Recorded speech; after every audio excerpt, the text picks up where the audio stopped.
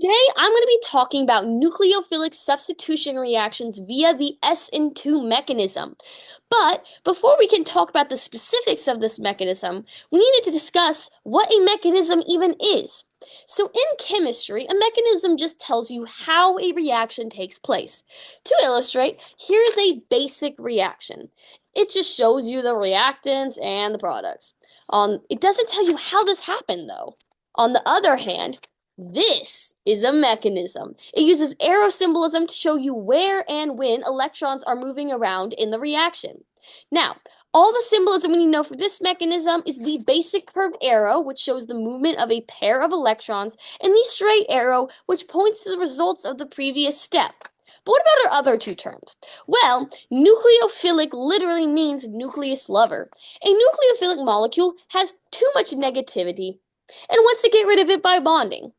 And substitution in a reaction just means that one molecule is replacing another. One bond breaks and another one forms.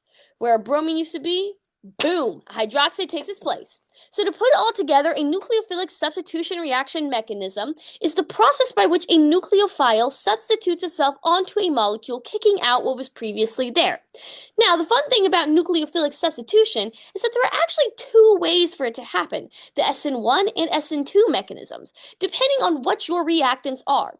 For this video, I'm going to be focusing on the Sn2 mechanism, which typically occurs with a strong nucleophile and a substrate with only one or two other carbons attached by the leaving group. So let's look into what this Sn2 mechanism is. With Sn2, you start out with a substrate, which is the molecule being substituted onto, such as an alkyl halide like this. Then the nucleophile, in our case a hydroxide, bonds the substrate from behind. The main carbon atom then experiences a weird transition state where it is partially bonded to both the nucleophile and the leaving group. Now, this is not very stable due to the partial bonds and because all the electron clouds of the outer molecules are repelling each other. So the leaving group is kicked off, taking both electrons from the bond with it. The resultant product is a molecule with a nucleophile where the halogen used to be and a halogen floating around all by its lonesome. So to sum it up, carbon is being a bit of a player in the transition state, which causes the halogen to leave once the attractive nucleophile introduces too much strain to its carbon bond. But why is this reaction mechanism so important? Well, nucleophilic substitution reactions are an easy way to create new and useful compounds and purify substances.